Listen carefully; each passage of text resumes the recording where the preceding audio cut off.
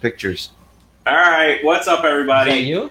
I think we're live on my timeline, but we're going to get this shared out, and we are going to start the show just about an hour late.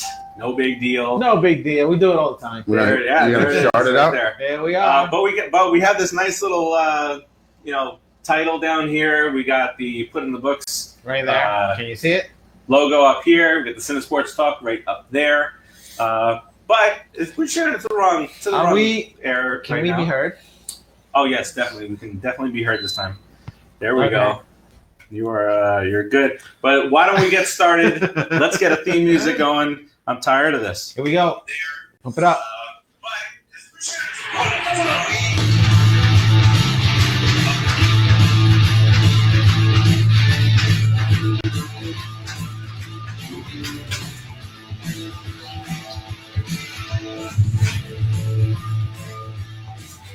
What's up, everybody, and welcome to the Put It in the Book show. The gang is back together. I am Steve. Got Rodriguez over here to my right. Got Keith over here to my left. Producer Joe behind the glass. And we apologize that we're slightly tardy today, and it's all Keith's fault. Had you not mentioned that we were going to be perfectly on time today, Super Jinx. we probably would have been on time Is that a secret? Share with the class. So, like I said, we're all back together. The band is back together. As I share out, why don't you tell us about your trip up to New York? I had a great time. You had a great time. I had a great time. I went to my niece's wedding. My brother George, his niece, my niece Kimberly, her husband Brian. It's a great wedding. Had a blast. Danced up a storm. Probably a couple of videos. Oh, bachata, merengue, and some bad videos on Instagram that never made it. Never. I don't know. Did it get to public? We gotta get that on. They're out there. We'll share them on the a couple page. of dancing videos, yeah. But anyway, I had a great time in New York, and I'm glad to be back, and glad to see that the Mets are up to their winning ways now. Huh? Well, welcome back. If they don't continue the winning ways, you might have to chip in and pay for your Send me ticket back up to New York, man, because that's when it all started. I'm officially saying it's on me. Because if he went up there, forget about it. I went up there and we lost to the Phillies. His mother even says he's a jinx, which is bad. So we've been playing 900 ball for the last couple of weeks. That's exactly what we said we needed to do. Wow. I mean, which is pretty impossible to play. Yeah. For that long. Over the course of what? 16 games, I guess, right? Yeah. Yeah. 16 games. 18 games. 14-2. We're 14-2. Amazing. From what I know. That's our name, isn't it? So ball. Ball. Wow. I mean, it's pretty impossible to play. Yeah. Are we listening to us? Are we doing a key? We're good. Okay, I wanted to see who reacted with the sad face. Oh, who's that? That's what I wanted to do. Face? That was probably Joe. Probably because we're late. That was producer Joe. Probably because we're late. Why don't you if you click watch party, you might be able to get that going just to. So Yeah, hit start. Boom. Boom. Just make sure. I'm not really sure if that's going to work or not. But we do have a show to do. Slightly tardy today. But just a little bit. Okay. But let's get outside. into it. The last time that we were here was so last week we took a week off. Last time that we were here, it was just you and I, and we were starting to celebrate a little bit of what was going on. Yep. And now, with the band back together, we get to celebrate in full force. Full force, baby. What is going on? Let's talk about it. 15 out of 17. Wow. Fantastic. That's very nice. You know what I was thinking about? Very nice. It's very greedy of me to think this way, but I was thinking about that. Here's the jinx. No, not a jinx. It is that I was thinking about that series in San Francisco. If we had won those 3 games that we really should have won. Yeah, I was thinking that myself too. Were you? Those last inning games The extra inning games that we should have won. We would own a wild card spot right now for sure. Yeah, but see, that showed that we were playing good ball to play in another team's ballpark and take them to the limit every single game. A red hot Giants team at the time. So we were on the cusp of starting the streak, actually, which says something about them. Yeah, we have now. We have really tough part of the schedule coming up. I mean, we just faced the first part of the tough schedule in the Nationals and took 2 out of 3 with 2 beautiful come from behind wins. Historic, some were saying, that 4-run come from behind where the stripping of Conforto, so to speak. And then the second game where Guillorme you like that? coming back and hitting his first. A little bit right there. Just shave it. It was a patch. His first home run as a major leaguer. Big hit. Definitely not. Guillorme's first home run as a major leaguer. Oh, Guillorme. I'm sorry. I thought you were talking about Conforto because you said chest hair. It's okay. You said chest hair, and then you went right to Guillorme. Sorry, threw me off a little bit. It's all right. Just pay attention to the show. And then we came back and finally got to say it to you. Lost. But it didn't make sense. It didn't make sense. It never does. Because you weren't hearing what I was saying. You said chest hair, first major league home run. No, that's not what I said. It was close. No, It was right, very because close. the in-between is where you were not paying attention. Yes. Correct. So then the third game, boy. third game was a bit of a mess. But hey, if we could take 2 out of 3 from every one of these series, That's all we want. 2 out of 3 the rest of the year. You have to win every series to make the playoffs. You think End 90 story. wins puts us in the playoffs? You That's have what to we've win been every aiming for. series. 90 wins should get us the second wild card at least. Yeah, I would at least think. that 1 game playoff I would spot. think. Yeah, and then anything could happen with that 1 game. So I think right now our goal should be realistically to bump ahead of these next couple teams because we've jumped ahead of 8 teams since the All-Star break. That was the really daunting task, right? It wasn't that we were 6, then it became 8 or 9 games out of the wild card. It was that we had the second worst record in the National League, and now we have the 4th best record in the National League. Amazing. No, it's truly amazing. Pretty weird. It's ridiculous. It's pretty weird. Yes. Pretty odd. Like how everything changed so quickly. Historic. When it's really hard to change that quickly. It's really hard to do. So that's what we're going to kind of get into a little bit is how did that change? We went from having we were way down as far as run differential was concerned, and now we're in the positives. So we've been whooping up on some teams. The pitching staff And the pitching staff has turned just it around. Thor Turned it around. 7 straight games of 7+ innings. If your pitching staff gives up less than 3 runs, the plus minus differential is gonna move real quickly. Diaz has still not come out of it, and in spite of that, we're still. I mean, it's amazing. If this kid comes around, it's going to be lights out. He's gonna come around. Gotta figure something out with Diaz. Look, the F word is sort of coming around. We won't say his name, but Don't. yesterday. There. Yesterday. Yesterday, the F word was fantastic. I'll use the F for that. Fantastic. Okay. Even he can turn it around. Diaz can. It was funny. Not to jump around too much, but staying on that game, DeGrom's pitches were a little high to start that game yesterday, and it got him in a lot of trouble.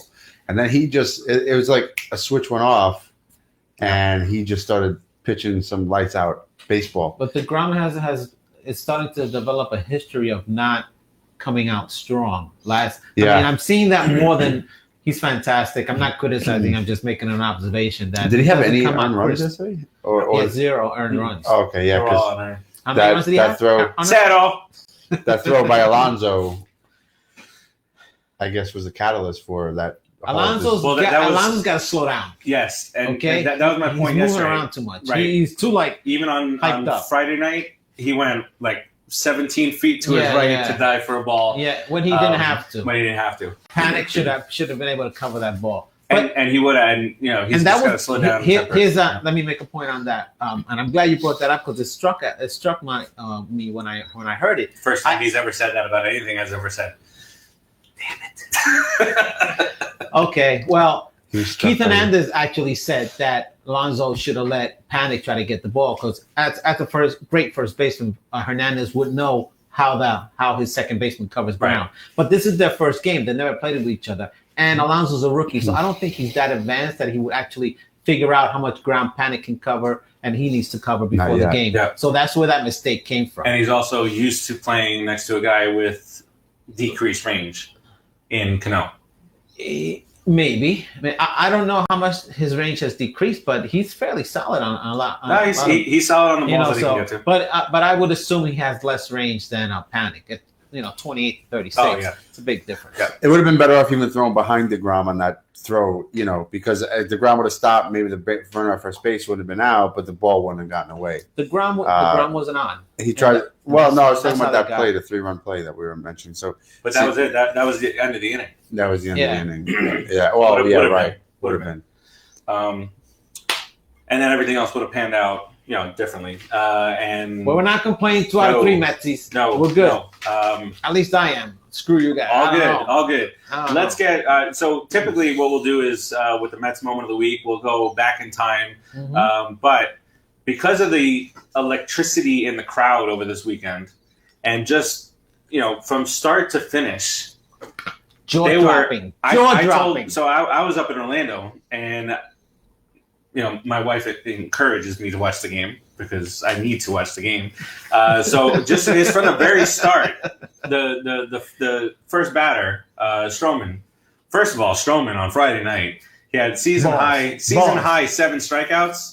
He had 7 strikeouts in the first 3 innings. I know. And he was pumped. Every time that inning came to an end, he was getting the crowd going. He was, his mom. Clapping. His mom was going insane. But from the very first batter, 2 strikes, everybody, the whole crowd standing up, cheering. There was a lot of cheering going on. There was a giveaway on Friday. The giveaway on Saturday was the Hawaiian shirt day, which was great. And my cousin Maxie was there. Was he? So did he get one? He should have gotten a shirt. Because they give to the first X amount of 15,000. And the 7 line was there. And it was just a sea of orange. Orange, yeah, that was nice. That was nice to see. And then on Sunday, it was electric too. And I was driving back, and Howie Rose said, the crowd is quiet. This is after the first inning. Crowd is quiet, but it's an optimistic quiet because of what the Mets have been able to accomplish. They're like, we're 3 runs down. Yeah, we got it. Oh, we're all good. Yeah. But why don't panic? Yeah, that's true. Don't panic. No pun intended. But let's get to that first sound that we have, and it's the bottom of the 9th. And now it's time for the Mets moment of the week. Boom. Bottom of the 9th. Todd Frazier comes up, and then I went insane. I don't know about you guys, but I just flipped. I jumped. My jaw dropped. I just stared into space. It was weird. Let's get to it. Let's do it. Clutch. Frazier. Takes one. Deep left field. Down the line. That ball is out of here. Out of here. Tom Frazier ties the game.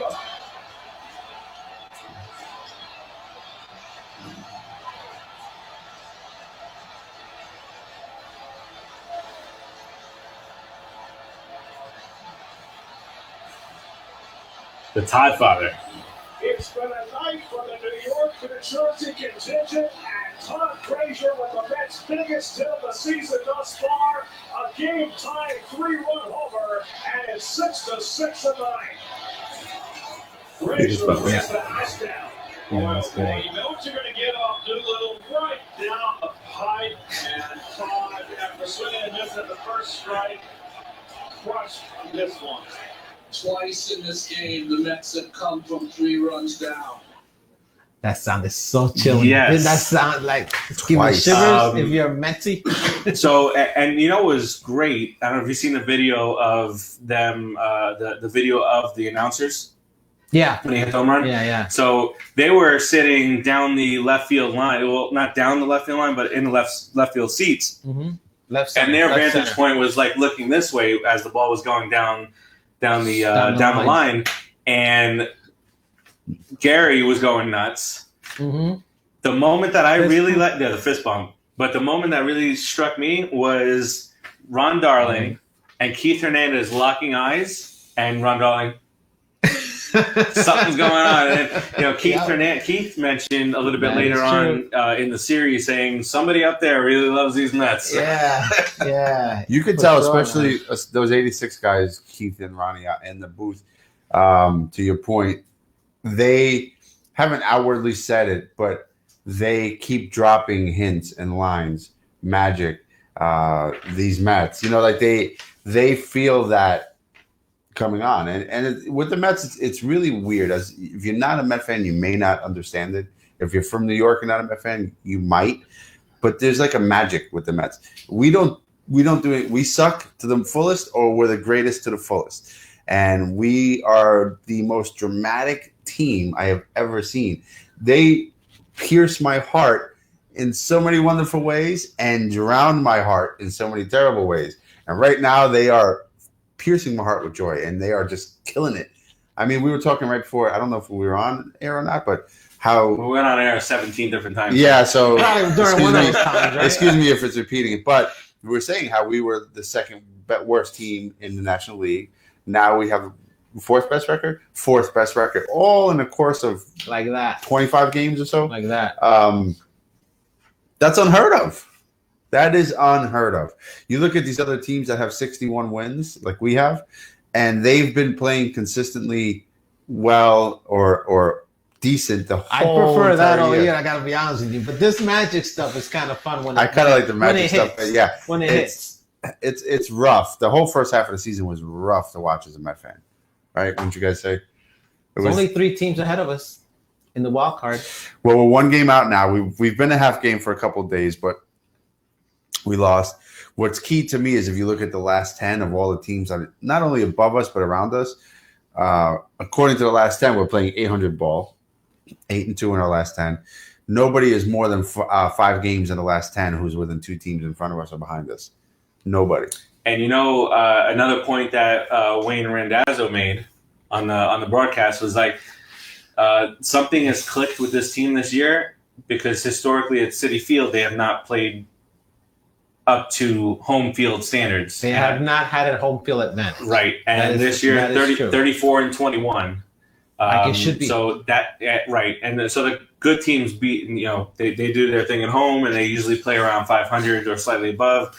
The really great teams, as you can see, the Dodgers are 48-16 at home, which is ridiculous. But still, they're a great team, and they're hovering, 6 games over on the road. That's how you win your division. Yes, so this road trip that the Mets are going on now, because not only our next step really should be overtaking the wild card, right? Yeah. But now all of a sudden, the division is not so out of reach. So 1 step at a time, I get it.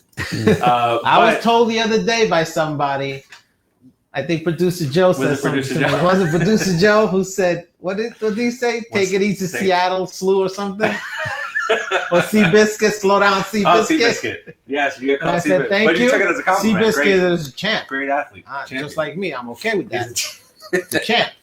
But slow down Seabiscuit. Yes. But I say that because the Mets are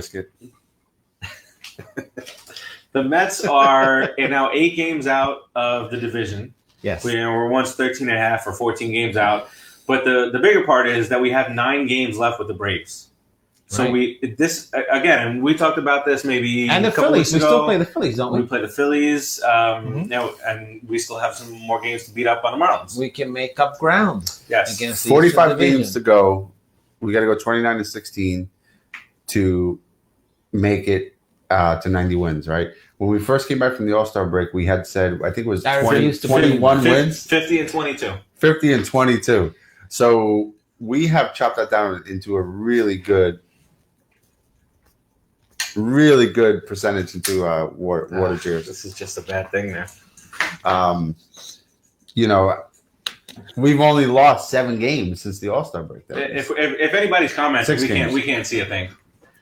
So all these people join. We usually get a ton of. This is just people that are joining the watch party. That other people are joining it live, but we just can't.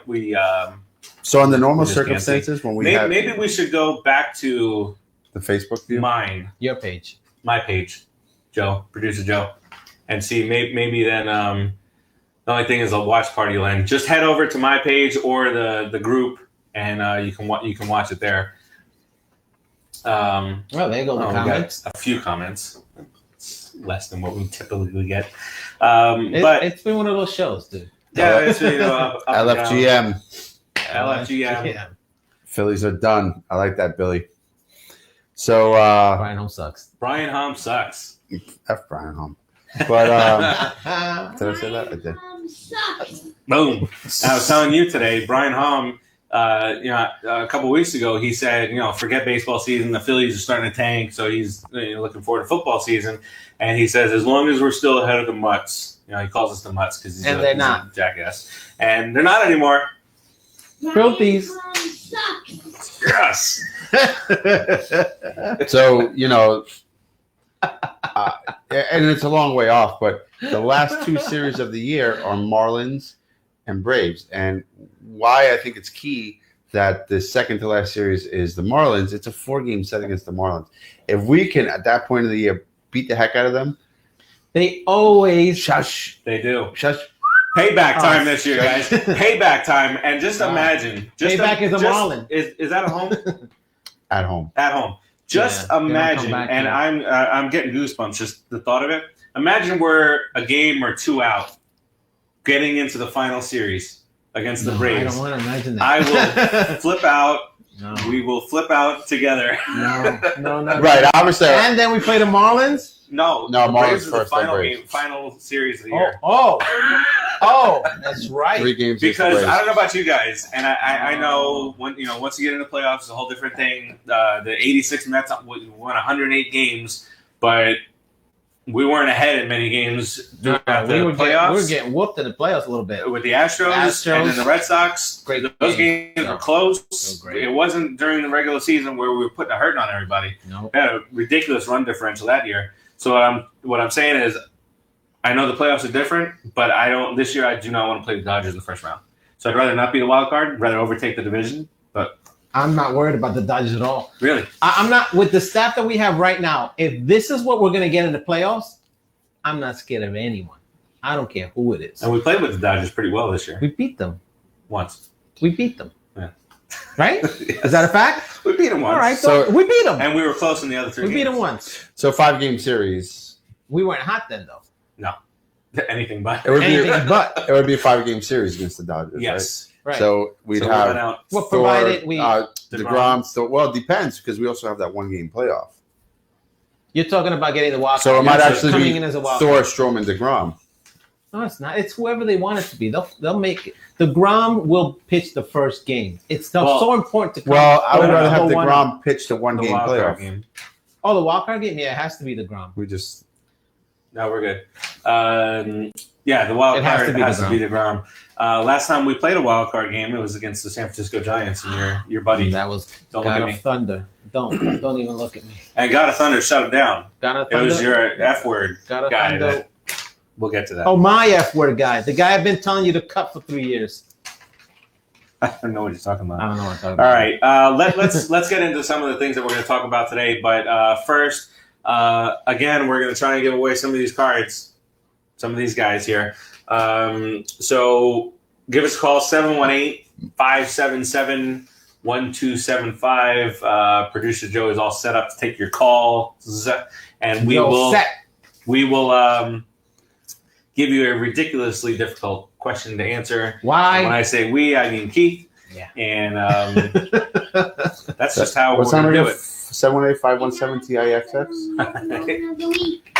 Mets moment of the week. We're going to the second one. Mets All moment. right, let's go to the second Mets moment of the week, which again happened this past weekend, and it was a shirt-ripping moment. Sexy time. And he drives one, deep right field. That goes, he gets over his head, and the Mets win the ball game. Michael Conforto with his first career walk-off hit. And the Mets pull it on the bottom of the ninth, 7-6. I was walking outside when this happened and screamed really loud, "Yes!" I woke up half my neighborhood. Stripped in center field. What an inning, what a game, what a night, What a streak. The Mets have won 14 of 15 of the most unlikely one of all. Conforto with a walk-off hit after Frazier's tying home run, and the Mets overcome the Gnats and win it 7-6. A I don't know what happened to Michael's jersey top, but I'll tell you what. This is just a remarkable win for the Mets. So, Oh, Steve- what's going on? He's kind of drunk, right? What is this? he was eating all night. They could have shown him eating it.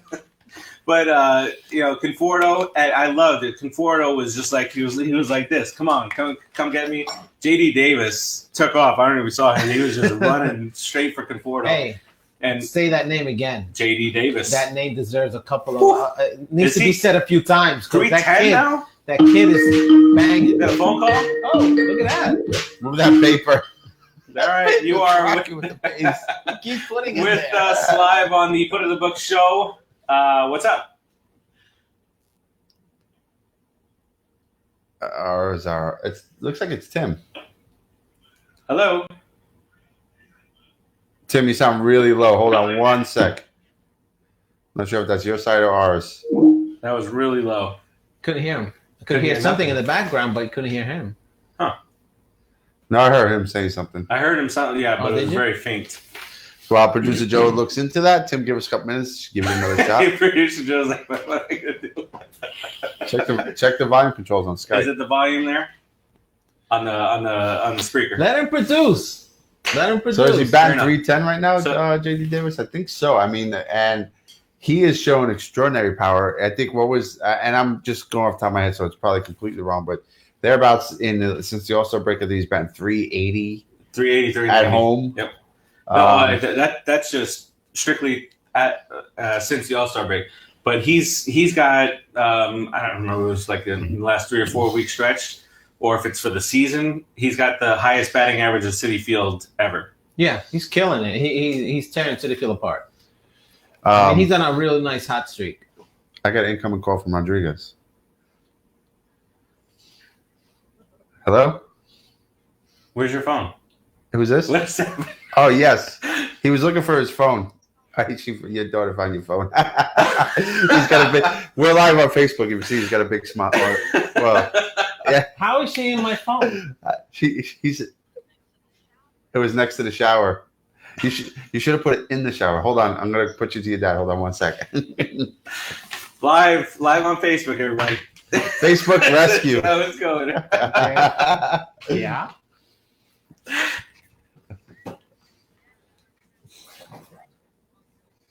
Oh, okay. So, all right, Okay, baby, I Billy, yep, appreciate and there that. goes Thank Dom you. Smith on his scooter. So it was Dom Smith on his scooter racing out Great. Thank you. I to hate celebrate that with nickname. Scooter. I hate that nickname. Why? Bye. I love you. Turn it For off. Rizzuto.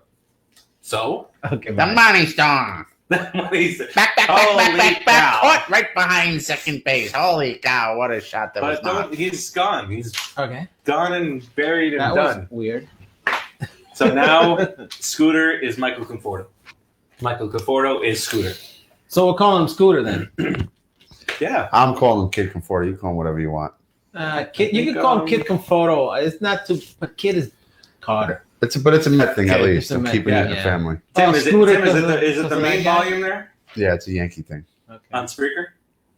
What? That was going on with Tim?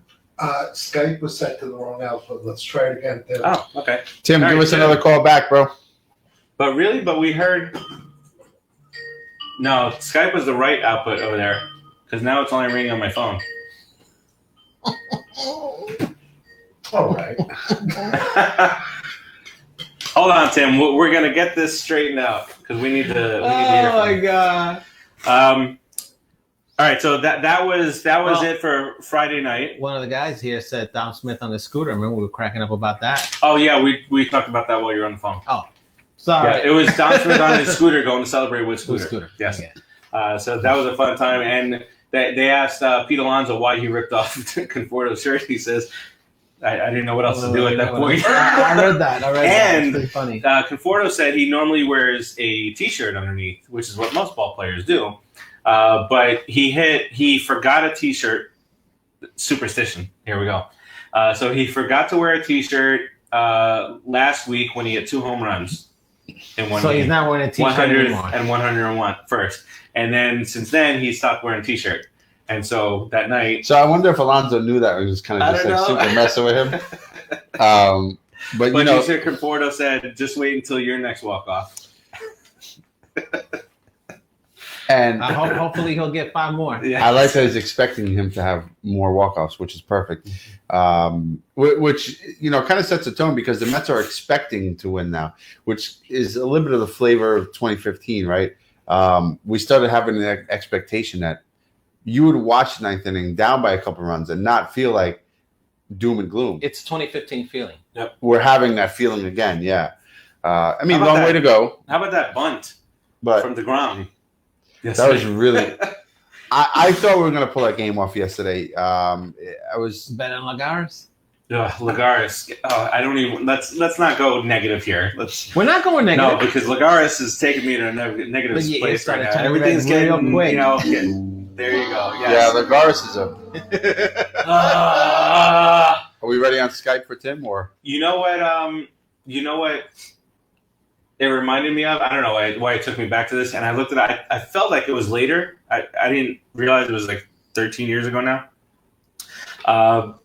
We were facing the Rockies, and it was 2 outs, runner on third base. Andy Chavez was up, and he dragged a bunt down the first baseline to win the game. And it was just like that baseball IQ of let's catch him off guard, and that's what DeGrom did.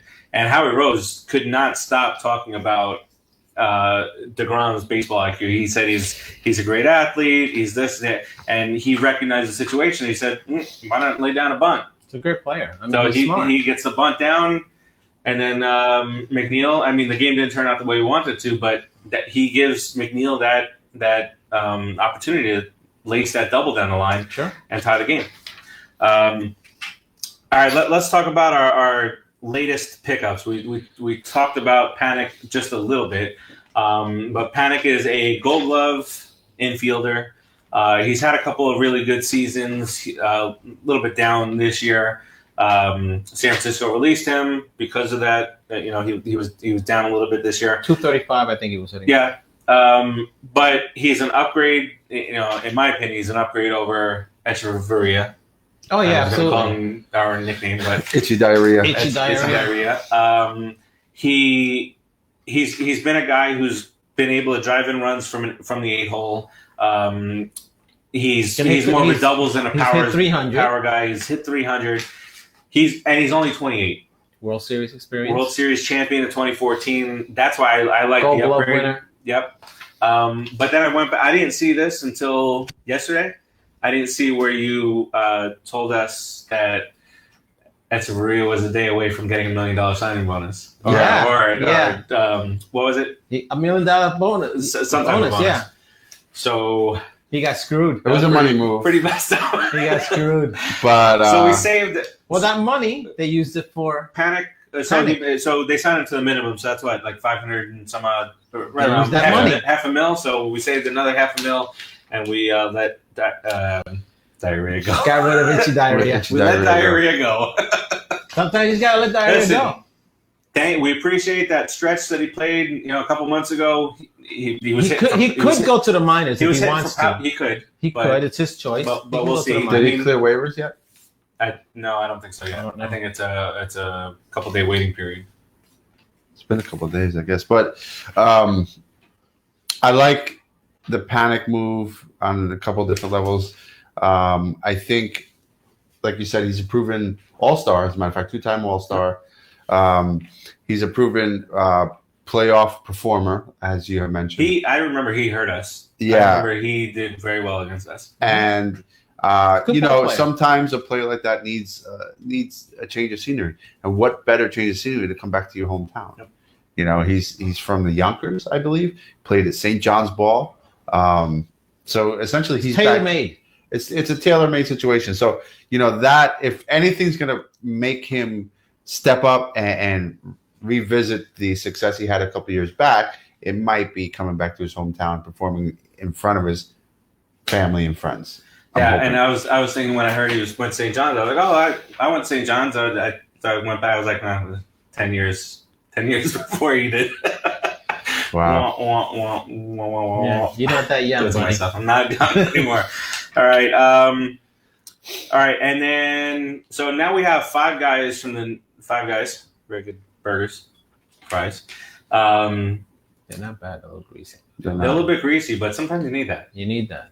Especially And if you ever want me to mention you guys again, Flavor. you're gonna sponsor us. Sponsor get us. That, We deserve get it. that in the work. Well, We got Stroman, we got Panik, Mats. we got Mats, we got the Todd Father, and we've got our newest edition. Is he newer than Panik?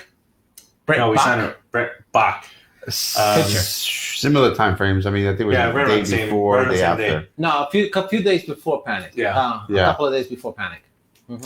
Yeah, and so he Solid seemed reliever. to me. Yeah, he seemed to me like just another reliever, like a Font, that type of thing. That with the similar numbers. He was a closer. Yeah, because he had a ERA in the Baltimore. 5s. Oh my God, Baltimore lost 23-2 the other day. Yeah. Sorry, Frank from 27 Ounce Baseball. You're starting to cover the Orioles. We're sorry. They suck. 23-2. They are the worst team in baseball. Chris Davis, 182, fighting with his manager. Oh my God. What is that about? What's wrong with you, Davis? It's so funny. You're lucky that even on the mentioned field. That. Funny that you mentioned that because I didn't. We haven't heard much about him since his 0 for 70 or whatever the hell it was. Yeah, why don't you take someone to fight and bring it to the game? But he's trying. The They hurt manager his feelings. That's what it was. He made an did. error. And the took manager him said, "Well, you freaking suck." and he took him out. And when they were asking him after. They were asking him after what happened. He was like, "Did he ask out of the game, or did you take him?" He was like, "The manager, I took him out of the game." So he established, he's established himself on. He's got the quick hook now. Yeah, Callaway. He's not playing now. He's not Wait, playing you're talking around. about Davis? I don't know what just happened. What are we talking about? We're talking about Chris Bolton. Davis. I'm talking about Callaway because in my mind, Callaway's got a quick hook, he does now. Now he's just taking people out. But what's interesting is that they asked Callaway, I'm stuck on the Mets. what are you doing differently? And a part of me thinks that his answer was the reason that he said this as the answer was because he didn't want to seem as though he had not been doing something right before. But he said, "We're not doing anything any different." You have to say that. Of course, because then you make yourself seem like a fool before. Right. Did you hear what he did say about the streaks? Mm-mm. I don't know how much I believe this, but it was kind of a story that came out. They asked Callaway, like, one of those similar questions, like, what did you do different? And he said, I was just telling team, hey, let's try a streak. That's He did say earlier in the year that the Mets could be a team to reel off like Oakland did, 20 some odd straight. And if not for that one loss in Pittsburgh where Mets got blown up in that 4th inning, we would have won 15 in a row. What's the difference between Callaway being a rookie manager and Peter Alonso being a rookie ball player? Both are new to the league. Both are trying to learn the league. Yep. One guy is more successful than the other, obviously, but he's in a different position with a lot more responsibility, a lot more things going on. Correct. You just got to take it upon yourself. As Alonso, he does his own thing. But Callaway, why don't we give rookie managers, especially in New York, a little bit more of some leeway? Because it's only been this is his second year, right? So it's a year and a half. I mean, it's a sophomore season, which year and a half plus. I think he's gotten some. I don't think. You don't think he's gotten what are you going to say? I don't think that the fans have been too hard on Callaway, and then he would. we can get the best manager available in. Met fans will. But the best manager call just for doesn't their head all of a sudden anyway. crop up, and then all of a sudden they're the best manager. They work into being the best Right. managers. Correct, but Okay, and I'm it just also saying helps if we that they have had talent. one of those, the Mets fans would call for But their how do you head know on a we bad don't? streak anyway. I'm not saying we don't. I'm I'm just saying one that's already established. If he was put into place magically, Met fans will call for their head on any losing streak. It doesn't matter. So I'm saying Callaway's not getting any different treatment than any other manager, regardless of the reputation would receive. That's not my point. Is he should. He should what? He should be given more rope to play with, is what you're saying. At this juncture of his career as a first-time manager, in Kansas City. but in Kansas City, what happened? Yes. In every other city that actually ends up winning and building teams for a long time, it happens. It doesn't happen with us. No, Because And it's it not should. allowed to. that's why Not allowed to because the Brody's fans are doing like- what he's doing. Brody's building. It's really hard to do, to build here and here, meaning minor leagues and the big league team. And he's building both for future winning and current winning. And it's a hard task. He's kind of pulling it off, but we'll see how the drafts perform and all that. All right, I guess we But- went to something else. No, How does this relate to what we were talking about? because you were just saying that you can't do that in New York.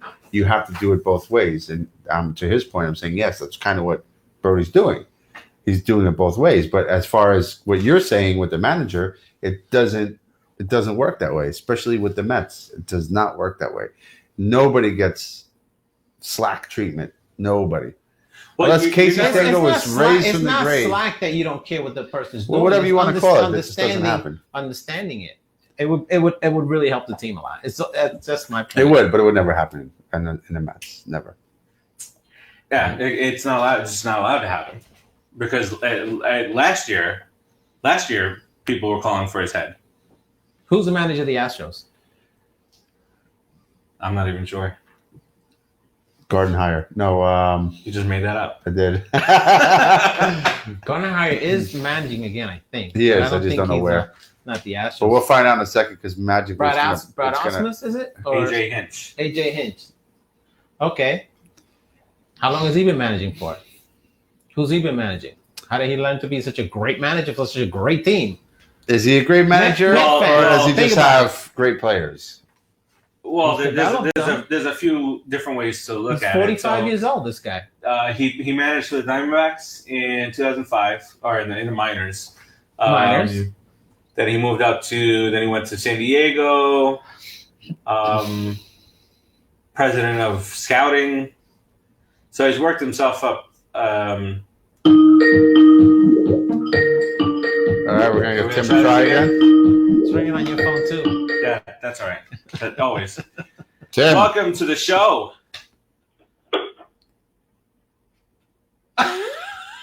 We heard something there. We heard something.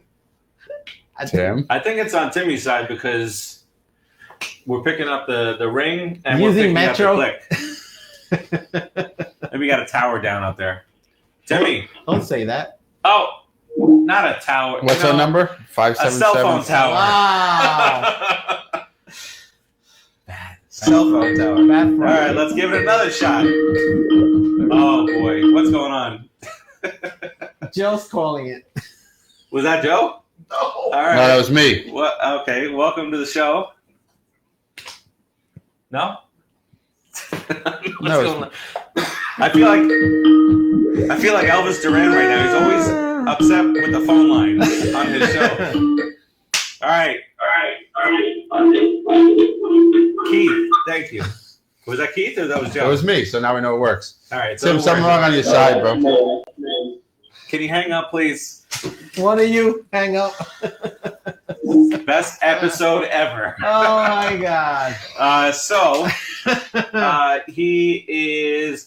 He's managed for several years because he's 463 and 397 overall. So he's managed the Diamondbacks for a couple years, and then he was with the Astros. So, But he managed with the the Astros when Astros- when they were terrible. when he was terrible. So when he was terrible. I'm sorry. When they were terrible. Agreeing with you. Didn't sound like it because I couldn't get the words out, but I agreed with you. But it's kind of like does that go hand in hand with Terry Collins? It goes hand. Terry Collins. Terry Collins was- managed us when we were terrible, but then got us to the World Series. Right. So you're thinking that's kind of in the same vein. I'm Kinda. thinking in the same vein. You gotta thinking give us a the shot. Astros did it. I'm saying build something. That's all I'm saying. Yeah. We should really learn how to build a team. Yeah. It's like it's these, and it happens in a lot of sports at a lot of different positions.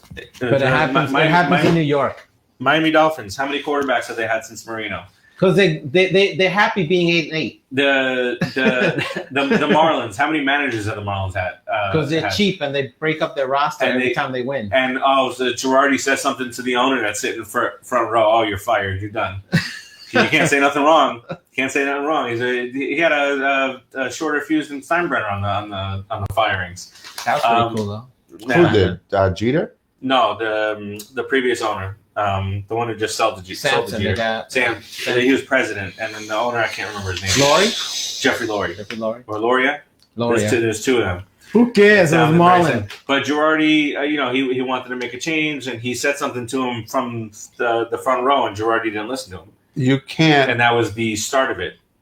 So you can't tell the boss shut the F up. Yeah. You can't tell the owner of the team, I fire you too.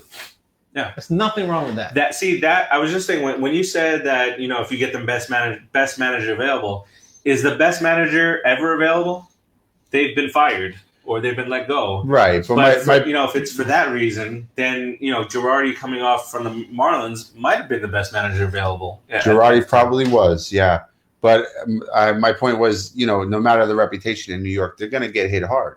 You got to have thick skin. They don't give slack because they're a new manager. They don't give slack because you got a great reputation. You're going to get treated exactly the same. It's just which is why most people that wanted Callaway fired wanted Girardi hired, because they know he's got the skin to play in New York.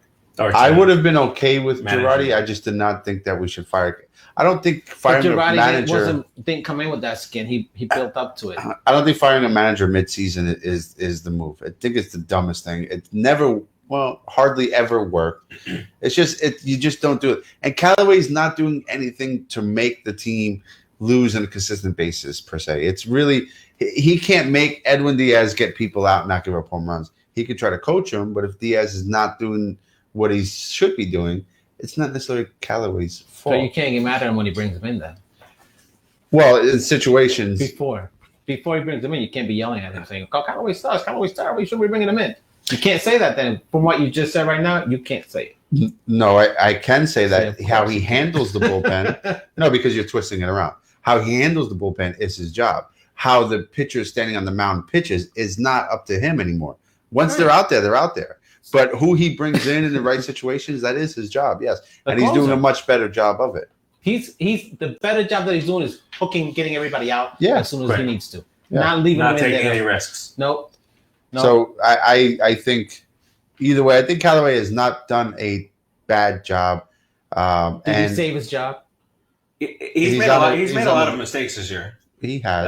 But this stretch has absolutely saved his job. Saved his job. Absolutely. So next year 100%. he's our manager. He's definitely back next but year. he seems to have learned from his mistakes. Joe I think there's a couple of games that they won in spite of Joe's giving me the sign. Joe hates Cal. Joe, he has not he has not batted out of order or messed up with the not yet this year. Yeah, he hasn't done any of that yet. So hey.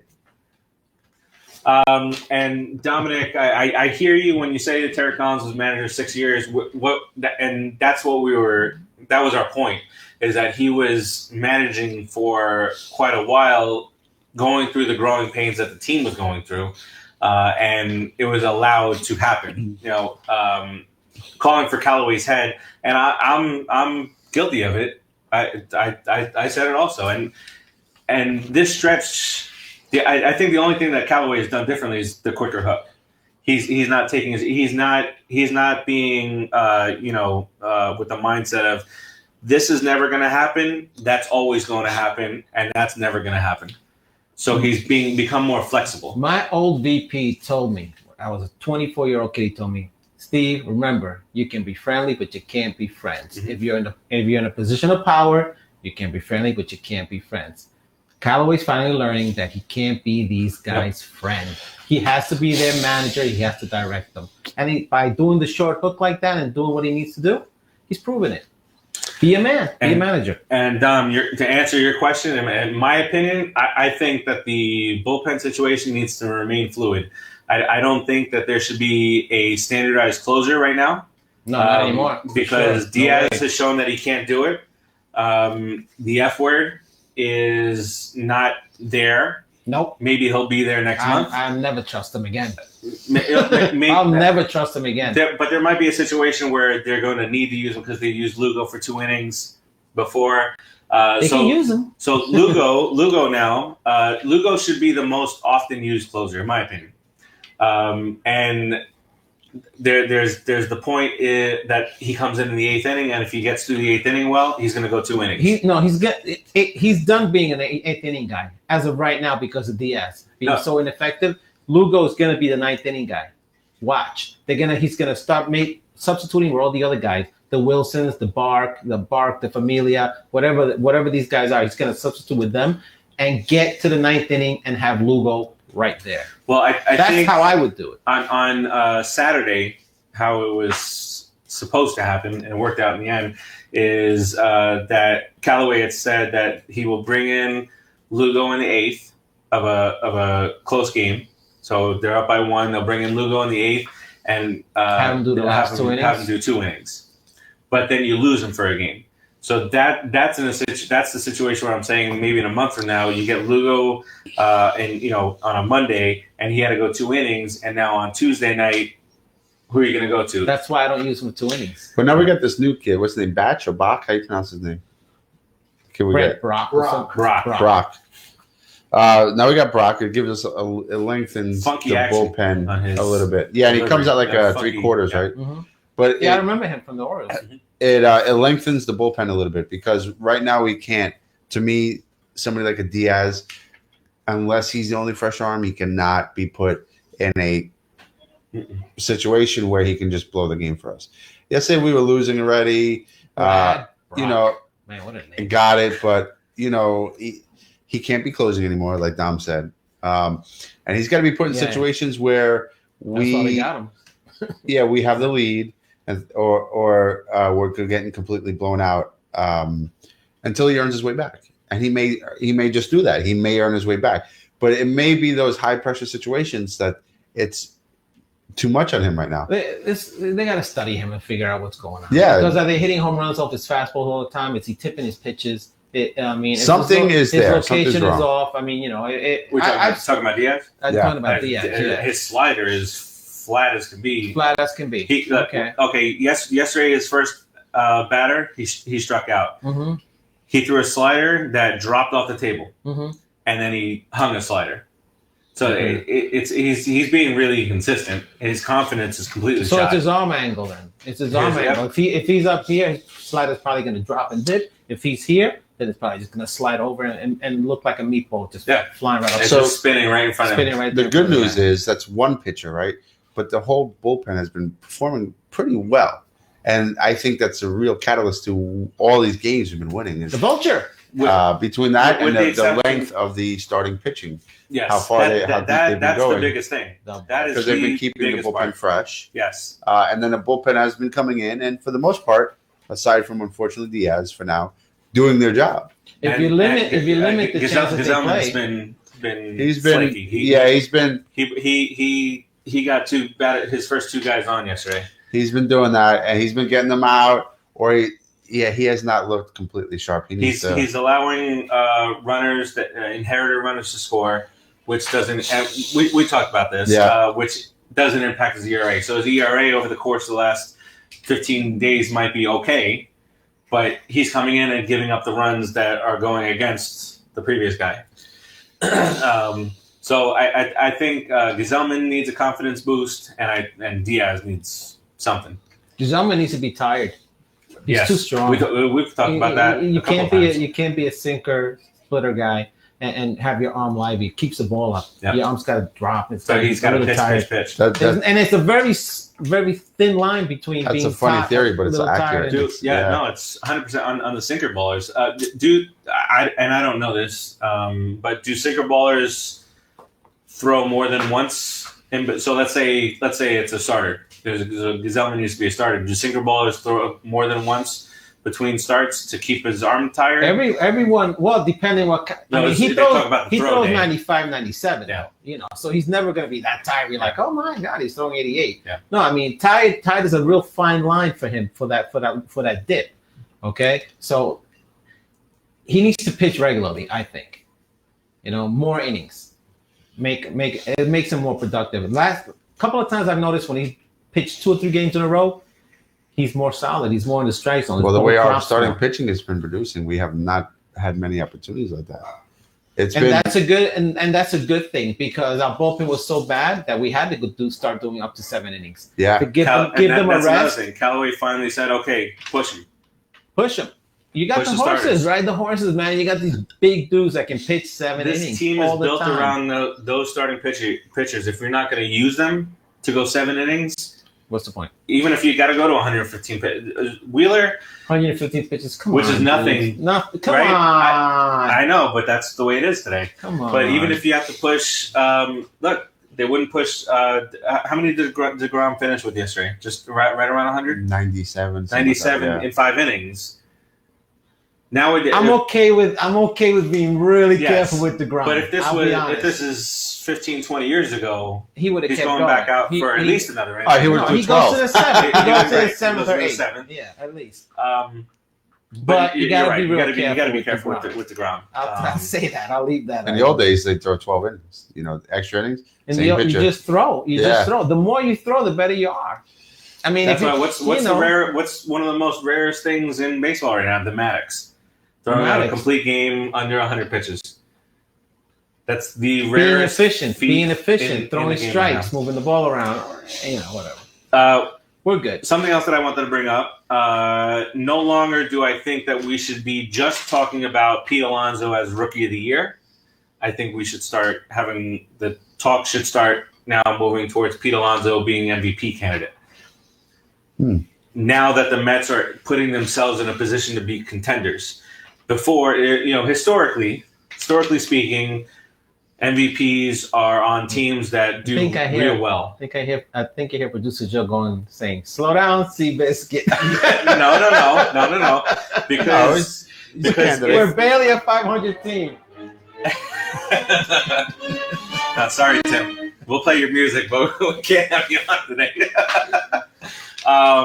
But my thought process with that is that if you take Pete Alonso and put him on the Orioles with that record, yes, Rookie of the Year, all good, fine and dandy. If you put Pete Alonso on the Dodgers right now, he's 100% MVP candidate. And that would be disgusting with him and what's his name? Bellinger. If we make the playoffs, I'm signing off. I don't even think that this team needs to make the playoffs for him to be an MVP candidate. I think it has to be in contention. In contention, yes. That's what I'm saying right now. Now we can start. The conversation can start. He doesn't win the MVP right now if the season ended today. But I think the conversation can begin now that the Mets have thrust themselves into being contenders. I'll go. He's in. You got to give him a thought. You got to give him a thought. I think Roy is a lockdown. We were not in contention last year. I mean, this is a little bit going to the forefront. But DeGrom, we were a bad team last year, and DeGrom won the Cy Young. Cy Young, that also typically goes to the teams that will get you 20 wins. Because DeGrom on the Dodgers last year goes 24-6. Something like that. Do you see Alonso not being Roy this year? No. He's got it locked up right now. Hands down. Pretty sure it's Pete a lot. Alonso's Hands Rookie down. of the Year. Yeah. And, What, the sheriff guy? Producer Joe, Yeah. we need to already start thinking that we're going to get the new Pete Alonso Rookie of the Year cards. Should we have somebody try to call in again? Try to win a card? Well, no, I don't think we'll do it our next phone time. system's working out really well. Oh. But I can say I can be okay with our phone system not working properly because it happens on the Elvis Duran show. Oh, okay. So if it can happen on that Elvis show, Duran. don't do that. That's not nice. Why No, is it? I love because Elvis you're on Duran. the Put in the Book show. I don't give a It has nothing to do with baseball. Exactly. So we mentioned it for. But it's okay. He's We're not not competing okay. with them. Not okay. Keith, show me something. So, but the stream has been working fine with our new software. Yeah, It took us a while to get it going. Yeah. But we've been running consistent. and we'll get it even more efficiently running. At least we got cool things on the stuff now. Nationally Rookie of the Year odds at BetLine. Is this as of now? Odds taken August 2nd. Really? Wow. Really? They got Mike Soroka Soroka. and Tatis Jr. ahead of us. You Ahead see, of, now I'm getting upset. Steve's getting upset now. what's Mike Soroka doing? Nothing. He was doing something. That guy I is don't. killing it. No, but I not recently. He has a stupid name. Because he's a very stupid name and he plays for a stupid team. Stupid team. But let's see what he's doing suck. here. So Soroka on the year, get out of here, 4.31 ERA. You're not winning the Rookie of the Year with that. Oh, that's career stats. Wait, so he can't. What? There's no T in it. It's That's a different Soroka. SOROKA. Mike Soroka. From 1922. Ain't that something? Oh, boy. Yeah. He played for. Where's Corny? Corny. He's the only stat guy I trust. Drafted in 1993, and he made his debut in 1995. He played in 45 games. He had a career 4.31 ERA. Here we go. Wow. 10-2, a 2.32 ERA. Yowza. That's pretty nice. That is not bad. But that does not beat an everyday player. No. Does That not should beat not. an everyday player. Yeah. No, not it should not. It won't. Yeah, well, It will not. Tell Vegas It that. will not. Who else was showing up Look at ahead that of him? stupid face up there. Yeah, See that he's- stupid yeah, face? Acuna underneath? Jr., right? No, Tatis. Tatis First of Jr. all, Acuna, can I just mention one thing about him right now? He has 32 home runs. He's got 28 stolen bases. He can go 40-40 in his second year. He's trying to be that guy. He shouldn't do it, though. No? He'll never do it. So Tatis Jr. is 44. batting. Wow. Okay. Tatis Jr. has got wait. 22 homers. He's batting 320. Let's give it another shot. Yeah, he's a stud. All right, Timmy. Can you hear us? Hello? Yes! You can hear us? Can you hear me? Hey, Mike. I can't hear you. He can't hear us. Hello? That's Michael Jackson. You can't hear us, Mike? Do you think? I'm very lonely. Michael. I'm very lonely. Hello? Michael, I hear you, Michael. Michael. Michael hung up. again. Don't hang up, Michael. So, in case you're new to the show, we get Michael Jackson. He calls from Beyond every once in a while. That was him. It must be a Should I bad. take a stab at this? See if I can Go for it. check it out and see what's Seriously, going on. dude, here. come Yeah. on. This Yeah. We're never getting out Get of in here there. tonight. All good, all good, all good. You guys talk amongst We'll yourselves. bring my chair up. So, Tatis Jr., I mean, the kid is 22 homers, He's having a good year. 53 He's having RBIs, a really good year. 320. But I got to say, But he's no Pete Alonso. right, I got to say, as far as, like, to me, the key is run production, right? I can't see how many runs scored he has, but he's got more What do you got than going on here? Huh? They can see my my jersey now. he's got What a 30 nice jersey. more than 30 RBIs less Idiot. and 16 home runs less. He's not getting it, Can I dude. come back here and He's this not- is how you roll? So why are these guys in the Vegas odds All right, ahead Tim. I'm sorry, Tim. Try it one more time. I think we got to fix. ahead of Alonso? How many home runs does real quick before Tim calls? How many home runs does Tatis Alonso has- end up with? Pete Alonso end up with? I'm going to say that Alonso ends up with 45, 46. He blew my prediction out of the water already. Well, we weren't sure if he was going to play the whole year.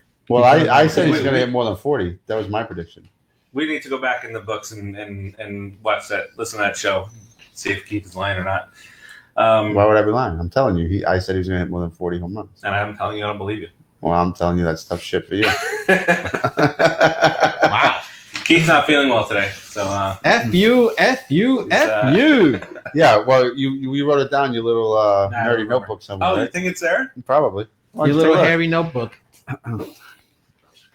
Did you say Harry? He said hairy. I said nerdy. Oh, nerdy. Oh, that's nerdy, really. I heard Harry. I heard hairy. I heard Harry. Like little hairy notebook. Which one? Is that the one you Book use tells at all. night? I don't know. The book tells all. Timmy, call us back. Call us back, Timmy. Timmy, call us back. So, Uh-oh. anyway. There Yay! Michael? Timmy, can you hear us? Michael, are you there? I can finally hear you. Yes. Oh, hey, Michael. Michael! It only took 6 calls. Don't worry about it. Hey, he's We going got from this. beyond the grave. Give him a Yeah, so chance Beyond here. the grave. are there storms down there in hell where you are, Mike? Enough of this baseball stuff. I want to talk about wide receivers, tight end. Only if you're wearing your white glove with the brown finger. Terrible. But we have our Rumble Pony caps over here and our McNeil and Alonzo cups. Yes, thank you, buddy. Thanks, Timmy. Tim. You're the man. Appreciate it as always. And I gave that. I figured you'd like them. That's why you know what? Let me just take them. The only good Yankee fan. Yeah. I handed out a couple of the charger banks too. ABC radio charger banks. Yeah, those are courtesy of ABC. They throw things out that normal people want. What are they doing? So you're able to find the your stat now? No, it's not there. Okay. It's unfortunate for you. I remember. He did say high 40s. He did. He did say 40 something. Thought it was 30 something. But I definitely said like high 20s, and it was because I didn't think he was going to be called up. I know he would. He was. It was undeniable. You can't hold him down. He'll never. You can't. He'll never admit or have a position on anything. I mean, what? He loves the Mets. That's the only thing he does. And you're ignoring him. Tim, how many home runs you think Alonzo ends up with? What I said from the start, Alonzo will start the season. Tim, are you there? Oh, I'm here. Okay. He's used to this. Yeah, he's used to the Keith banter. Tim's part of the show. What do you mean, Keith Banter? You started this shit. Not me. What do you mean? You're grouchy today. I am. It did. This whole conversation Did you was take medicine? based off you. Yeah. All right. He's scratchy today. He's grouchy. He's scratchy today. Hey, Tim, is Keith always this grouchy when he gets sick? Not that I remember, no. No. It's just they're pissing me off. Stupidity and moronic asshole shit. Tell us how you really feel. Wow. Turn Yankees microphone. So what's going on, Tim? How you doing, bro? Yeah, same old crap, brother. Yeah. And congratulations, you guys made the top 10 ESPN rankings finally. Finally. Jeez. Trying to crack. What's the team got to do to get up there? With 15 out of 17. Exactly. That's what you got to do. Now you're in the top 10. That was it, man. That was it. Tell us about your show next week. Aren't you doing a show next week? I'm hoping to do it tomorrow. I'm praying and hoping it works. It's just a technical thing right now. We're having trouble, hearing each other, and we record something and you can't hear it. It's driving me absolutely insane. We still have those problems. You guys just had with the technical difficulties, driving me crazy. Welcome to our world. But we'll set it up. We'll get through that. And then on Wednesday we're going to get together and we're going to do a show on Dominic says the top 50 home 10. runs, 53 for Alonzo. 53. All right. Wednesday we're going to do a top 10 wrestlers of all time. So we're gonna record that with me, Timmy, and a few other guys from CineSportsTalk.com. So that'll be fun. So James Bunker wants to fly and do the show with Tim live in a twin bed with both of your shirts off. What just happened? That sounds about right. Yeah. That sounds about right, Bunker. Shut up. And then he said, "Wait, what? Weird." Inside voice. Patriots fan, a very annoying Patriots fan. Oh, what?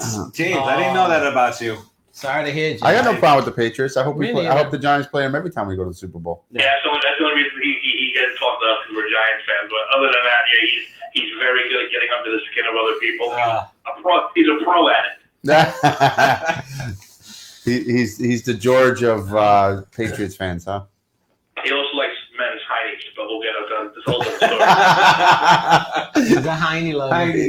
Heine man. Why don't you touch the Heine? Yes. Heine. So you guys are pretty much on cruise control, huh? What? The Yankees? We're what? Say that again? Cruise control? I will never say that. Well, as long as we keep playing Baltimore, yeah, sure. We are. But How many times do they play Baltimore? A lot. I feel like you guys have played Baltimore like 30 times this year. Every week they're playing Baltimore. Double header again today. They're smacking them around again. So It's ridiculous. That team is just It's abuse. poor Orioles. I saw some headline and I didn't get to read the article about Clint Frazier. He's a little upset that he wasn't called up.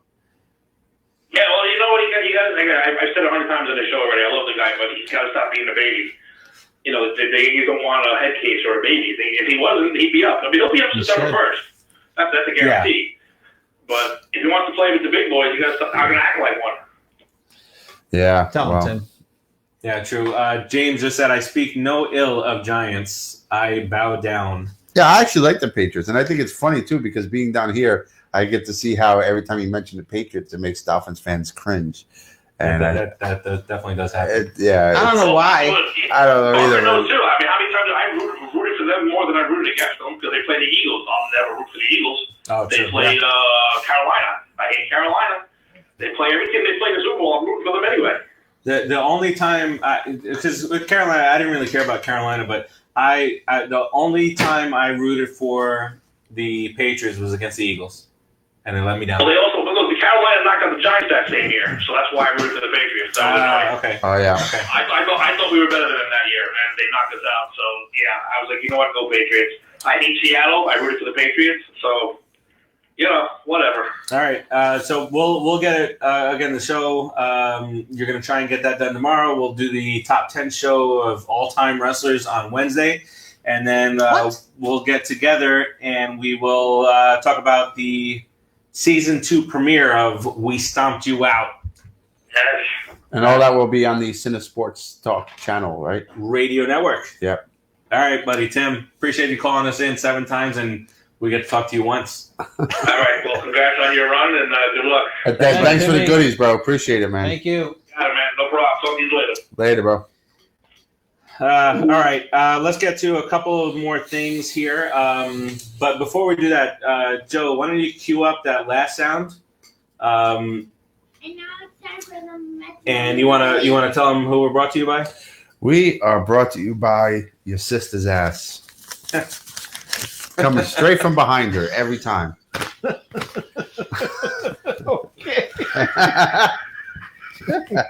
Got a little warm in here. All right. Cold.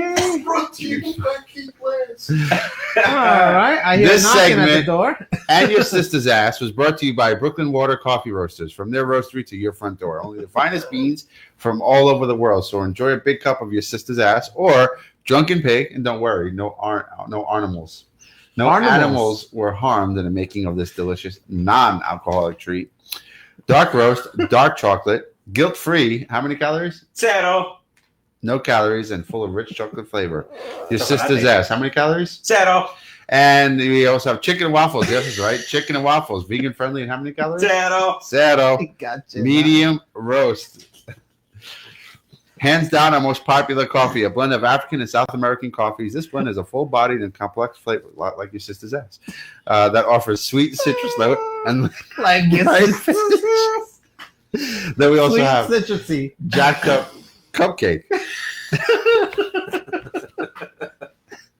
This is an offer of Highline Energy. One is called I can't talk anymore.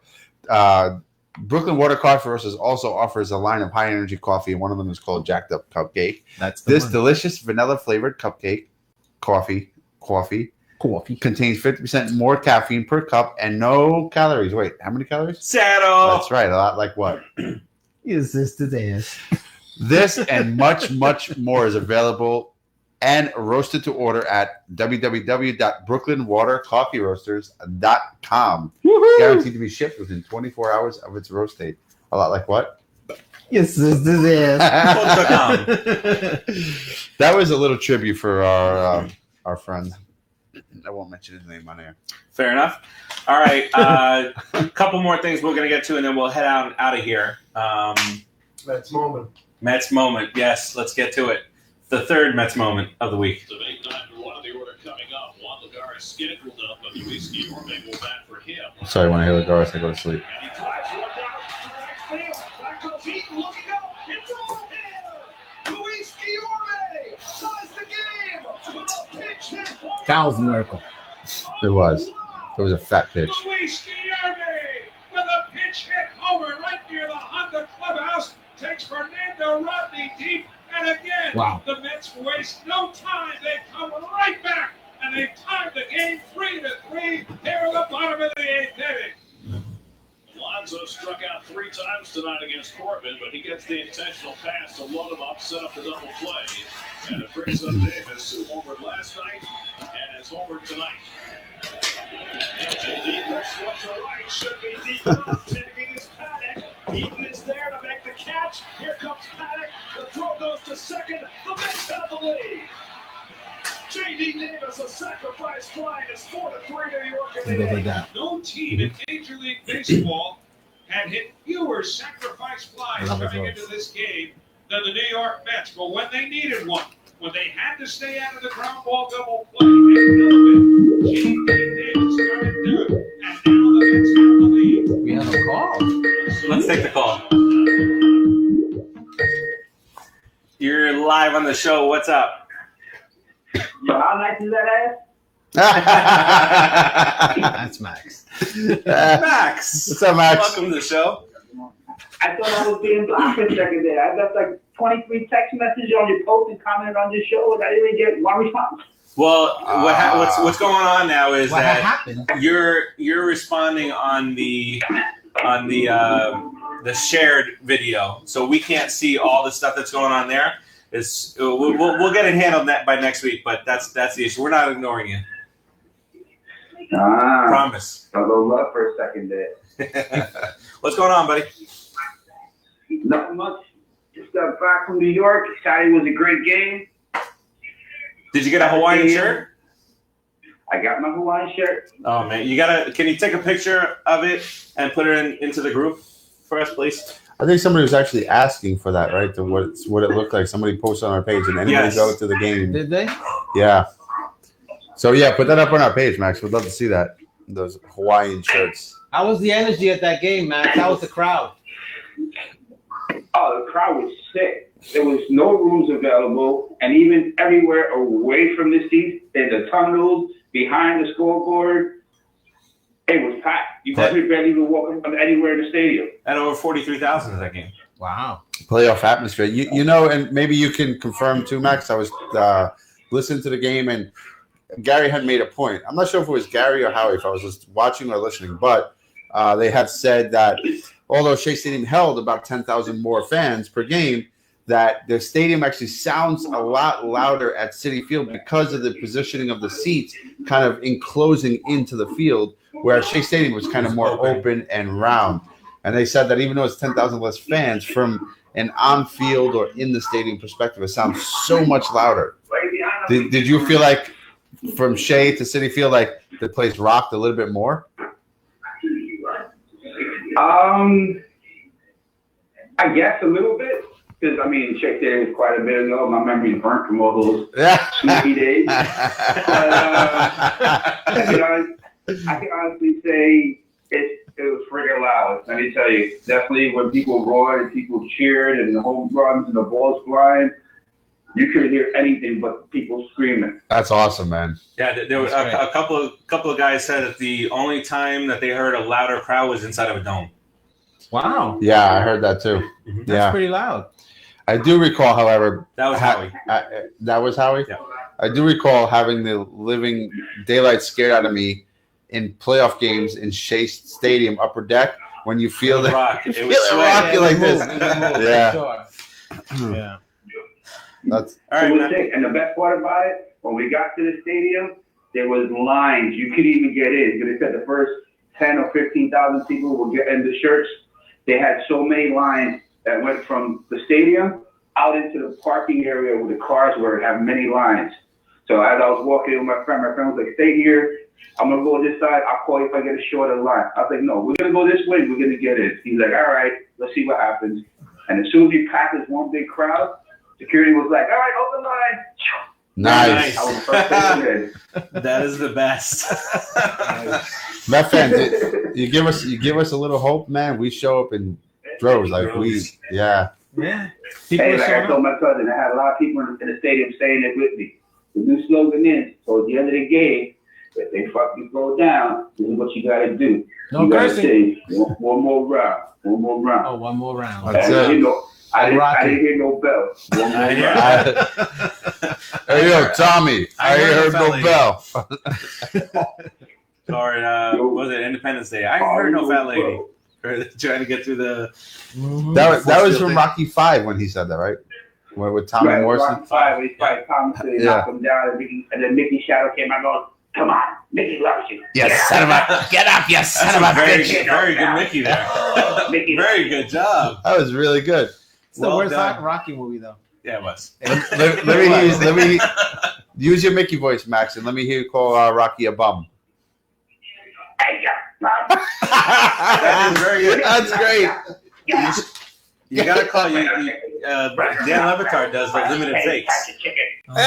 Catch a chicken. That's great, bro. They have all the Rocky movies on Netflix right now. Yes. Rocky, I love the old Rocky movies. I've been binging on them. I don't think my wife has ever seen them, so it's time to binge. But I'm up to Rocky 4 now, and I don't really want to watch it. Just You do should it. definitely Drago. Do it. Go The for first it. one Go was for it. 5, but Yeah, 5 was definitely the yeah, first one. it is what it was. All right, Max, we appreciate you calling in. We got to start getting wrapped up here. But appreciate you listening, and we're not ignoring you. LFGM, bro. Yeah, next week we'll sort it out, man. Not a problem, guys. You be good. I'll talk to you soon. I'll send you the picture. All right, bro. Thanks for calling, Maxie. All right. So that was our third Mets moment of the weekend. That was as excited as you'll hear any announcer on a sacrifice fly. Yeah. Right. But JD Davis, he was down 0-2, and he came back and battled back, and That's why he's been so impressive. He's taken the He's counts been really to 8, great. 9, 10 pitches deep. Well, one thing working that the count. I know Houston's loaded, but Houston's saying, "All right, we let one go." that's what Jem had said. So far. Yeah. Well, that's all. So far. That's all I can That's go all by. I'm going to go by. That's all I Jem can go by. from MetsJunkies.com. Check him out, MetsJunkies.com. He had Jem. said, I don't know if it was on his page or ours, but the thank God for the saturated minor leagues of the Astros because we have JD Davis now. Something to that effect. And it's so true, but really, it costs us nothing. I don't even know. I can't remember who can't even tell you what we sent. I don't remember. I know who we sent We over have a to 300 Seattle, hitter. though. Come on. So, all right. So, real quick, just a few more things that we need to cover. Got started late. We're taking this a little bit late, so we apologize for that. And we appreciate you staying up with us. DH. Plawecki. No, Oh, we no, traded Neil Plawecki Plawecki. to. So we when they say that they traded 3 minor leaguers without naming names, and it's. Mm-hmm. Oh, so we got Walker Lockett there from Cleveland when we sent Plawecki away. Lumpy-eyed Lockett. Ross So Adolph, and Luis Santana, and catcher Scott Manea. Scott Manea is the only one that I recognize. I don't recognize any one of them. I only And I recognize hope Scott. to never recognize I wonder how. Well, maybe we'll talk about the next show. But I wonder how Plawecki's doing. Plawecki's not doing well. He's No. with Cleveland, isn't I tell you, he's not doing well. He's fully entrenched as backup. he? He's Plawecki. Yeah, he's Plawecki. He's not Um, Darno. Good He's glove, Plawecki. no No, bat. and Darno's doing well in Tampa. All right, so we brought this up as one of our topics from a few weeks ago, maybe even longer. But first, we'll go with DH rule. So one of the things that Callaway thought about, and when he got Cano, was that the DH was going to Got come. wagging it. Brody. Making What the did I say? plans. Callaway. I'm sorry, you're right. Brody. He thought that the DH Thinking was ahead, gonna which come- is really. You should have let me He's correct him smart. because then he would have told me that's not what he said. Maybe. Yeah. Maybe. You're not wrong. Then you could have fought for 20 minutes. You're not wrong. Yeah. Not wrong about that. But anyhow,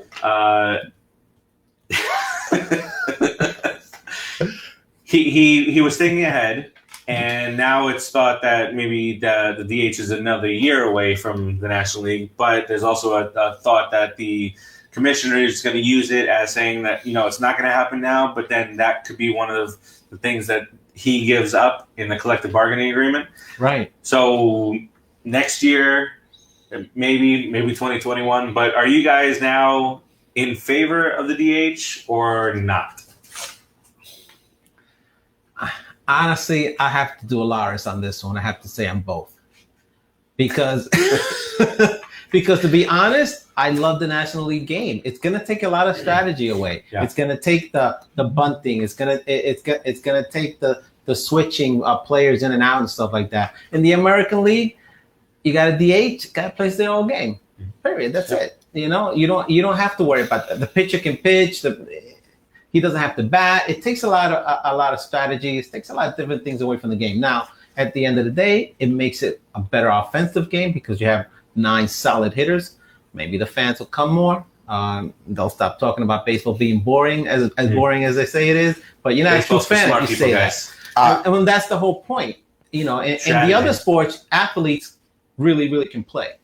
In baseball, you don't have to be a great athlete. You have to have your niche. You have to have great, you have to have quickness. There's certain things you have to have in baseball to be a solid player. And if you don't have them right off the bat, you can improve them. You can't make yourself super fast. You could be the fastest guy and not be able to steal in bases because you can't read the pitcher. Because you don't know how to play the game. Right. Because you can't get on base, first of all. You can't hit. Like, what's his name that used to play for the Reds? Billy Hamilton. Can't steal first. Can't get on first. I used to be Things like completely that. hardline with that topic. No, because I love the National League style of play. And I think having the different leagues, it allows for 2 unique types of baseball. That's another point. What started to, when I started to waver a little bit was when DeGrom swung. Last year? Yeah, I started wavering a little bit. I'm going to be honest. Because I was like, and then how we kind of built the team this year, I was like, I'm open to it. We built the team with that in mind, though. That's the whole thing. Our team is built with that in mind. Our team is I built think with it would the still DH be at the end of the day. The depth, we never understood it. My overwhelming feeling it would be a shame to lose that aspect. It would be a shame, to be honest. But we can't go back to being, for both leagues, to be non-DH. That's never going to happen. The only option is for it to become DH or to keep it the way it is. American League the only topic on the table is the change in National League. American League is not going to change. No, it's not. Yeah, and since it shouldn't. 73, when did that come into? Second. Early 70s, early 70s. You might be right on. You might even have, that might be the nail right on the head there. Okay. And so the last thing that we're kind of going to talk about before we get into the upcoming games is safety at the ballpark. So run the nets. What do you guys think about? I've seen the nets up close. I've seen them extended out to third base and first base. They're not bad. What do you think about extending them all the way down so we don't have any possibility of a 2-year-old kid getting hit in the head down the left field line? That last sentence kind of makes you. If you don't think that we should put all the way down, it makes you seem like a real jerk. Well, I'll preface it by saying the old man in me would say no mesh. But in reality, there's a lot of kids that go. The parents are not really watching the kids. They could get hit with a ball and they could die. It's dangerous. There's no point. There's no point. Alonso will hit 112 mile an hour. I agree with it. I agree with it. It takes a little bit of, if you're in the front row and you're right there and you're ready for it, and the fence. I mean, maybe you should sign a waiver. So Tim and I went to a ball game. You do sign a waiver by using your ticket to enter the park. Yeah, it's true. With the back of your ticket. It's Why true. is he so Flying angry objects. about it? He yelled at you there. You look at it. Just look. He yelled at you. Tim and I went to a ball game once. Yeah, My father got tickets to Yankee Stadium, and it was the first row behind the dugout. By the second inning, you could see us like on almost every other pitch because literally we were the first seat behind the dugouts. After that, this is all you see of Tim and I because that ball flew so freaking quick at us. Yeah, it'll take your head off. So I think it's a good thing. And I went to Marlins Park, which is a terrible park to see a ball game. I'm sorry. It's not a baseball friendly park. It's just they can make it that way. They just don't. What's not baseball friendly about it? Well, let me finish the match and I'll get into that. So anyway, they ran the match all the way down there, and I thought it would annoy me. It didn't. It's really not that bad. Your eyes adjust almost immediately, and it's fine. And they use a certain type that is, almost see-through. Yeah, and based off the safety factor, I think it's worth it. But what I don't like about it is it's very.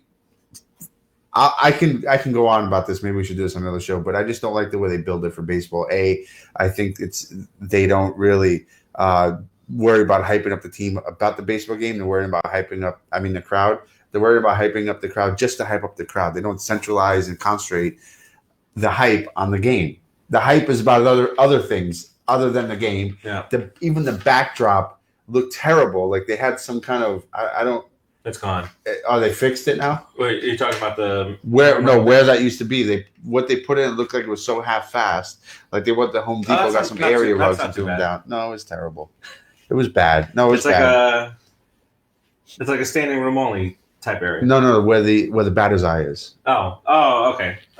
I just think that they can't get any fans there. It's much better than Pro Player. Pro Player was you were in a football stadium watching a baseball game. They're focusing. You'd be facing the center fielder and have to sit like this in an uncomfortable chair. It's a football stadium. Yeah. Everywhere, that was annoying, right? Because you're facing like the 50-yard line and you're like this watching the game. But everything they did in there to try to draw a crowd was based off Miami culture, and I get that. But it's supposed to be based off a baseball game with flavors of Miami culture around it.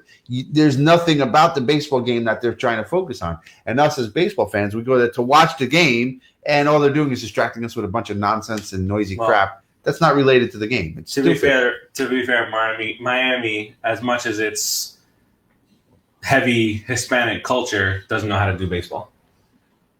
But Jeter, who is born and raised in baseball, should know. That doesn't mean the crowd's going to show up. It doesn't. But if you focus on baseball and consistently make your product better, the crowd will show up eventually. The crowd, even back in the early 2003, whenever they went to the World Series and beat the Yankees, they were still getting minimal crowds until the playoffs. So it's just not a.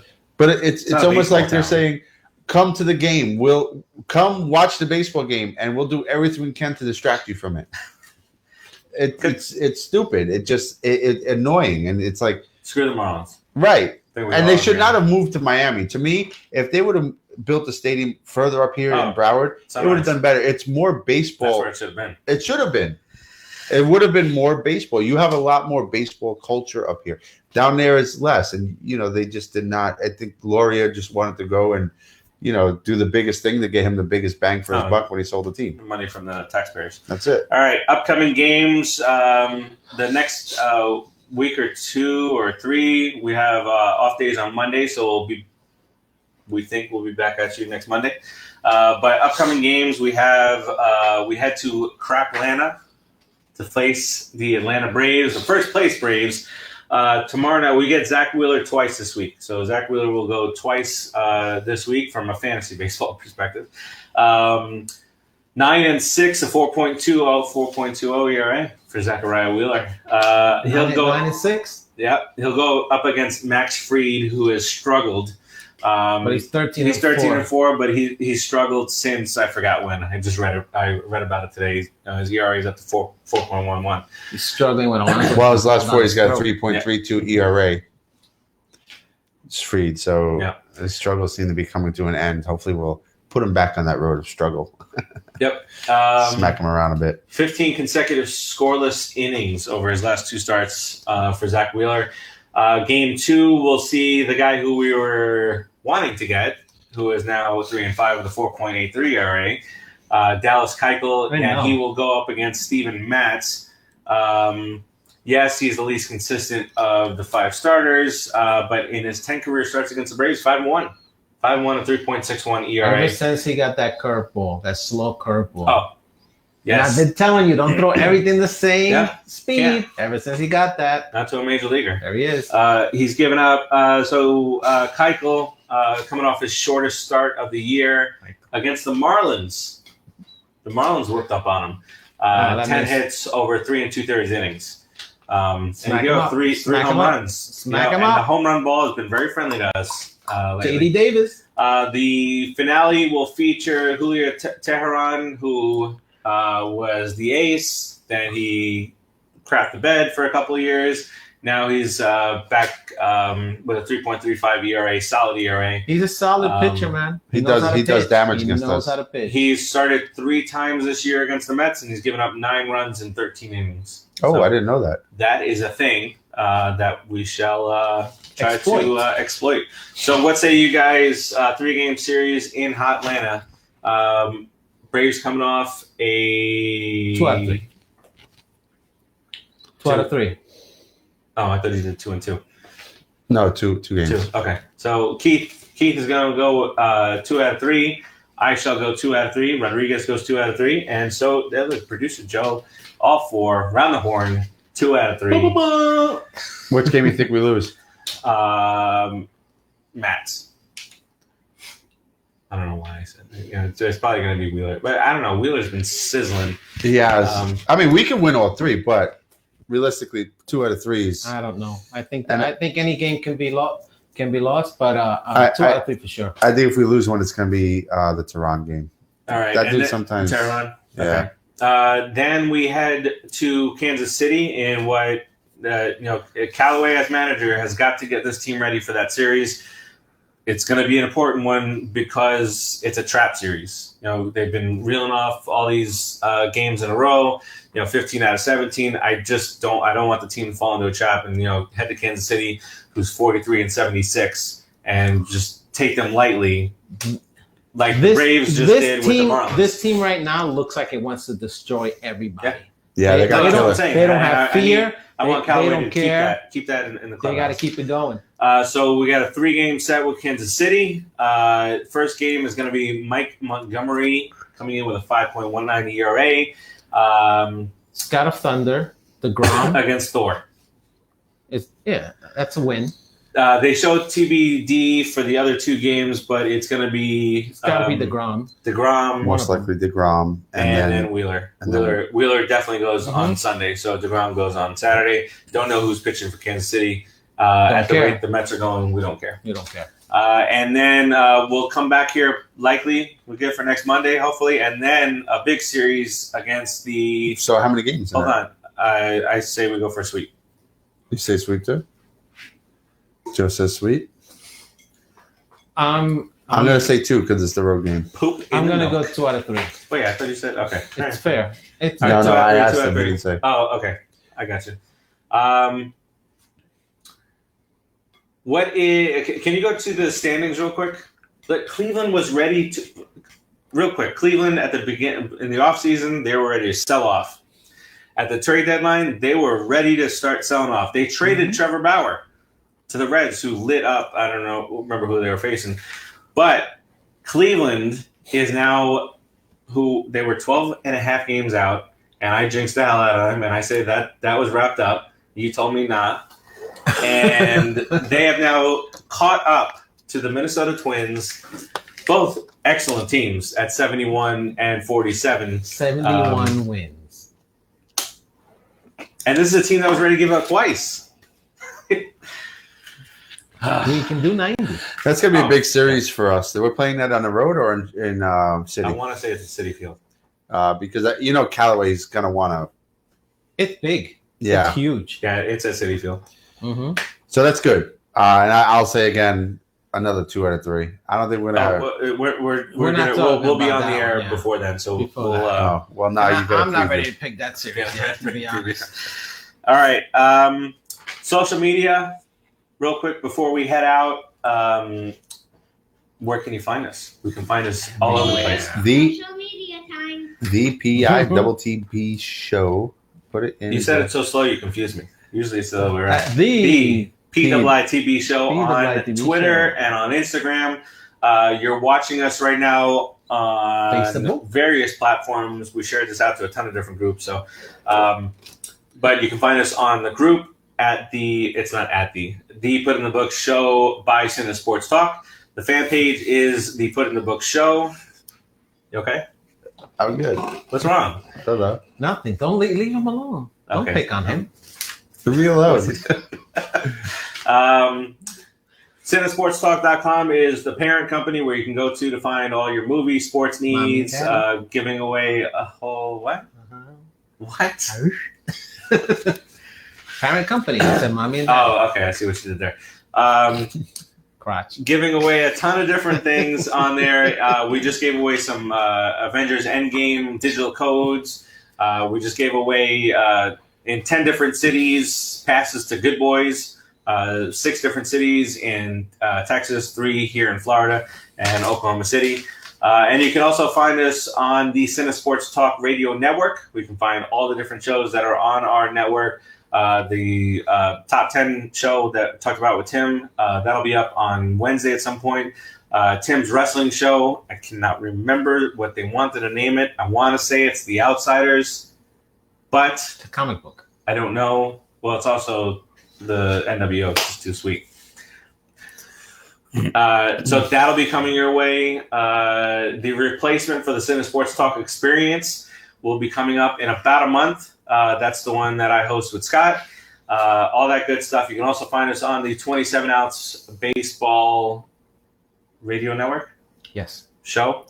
Network. You can find us there, along with shows from our good friends over at 27-ounce that cover the Blue Jays, the Cardinals, and now LaDonna's back. LaDonna's back, so make sure you head over. Cardinals suck. Have we caught the Cardinals, or we're right behind the Cardinals? Right behind them. Right behind I them. would tie with them, I think. We're coming, buddy. We're coming. Come get us. Are we tied with them? Huh? Come get us. Say we're tied with them. We are a game behind the Cardinals for the second wild card spot. Stupid Cardinals. But we're the hottest team in baseball. Sizzling. So we appreciate you joining us tonight. We appreciate you sitting through all the technical issues. We will get them fixed next week. Promise. Maybe not. Don't make promises you can't keep. We'll keep it.